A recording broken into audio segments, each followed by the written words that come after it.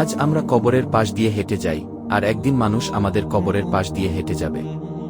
মানুষ যখন পৃথিবী থেকে বিদায় নেয়, তখন তার সব পরিচয়, অহংকার, সম্পদ, ক্ষমতা আর ব্যস্ততা এক মুহূর্তেই শেষ হয়ে যায়। যে মানুষটা একদিন নিজের ঘরে রাজা ছিল, তাকে কয়েক হাত মাটির নিচে রেখে সবাই ফিরে আসে। কবর এমন একটি জায়গা যেখানে টাকা কাজে আসে না, বন্ধু পাশে থাকে না, আত্মীয় সাহায্য করতে পারে না। সেখানে থাকে শুধু মানুষের নিজের কাজের হিসাব।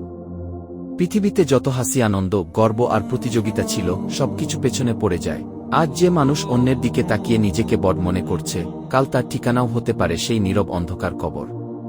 সেখানে নেই মোবাইল, নেই সামাজিক মর্যাদা, নেই বাহাদুরি।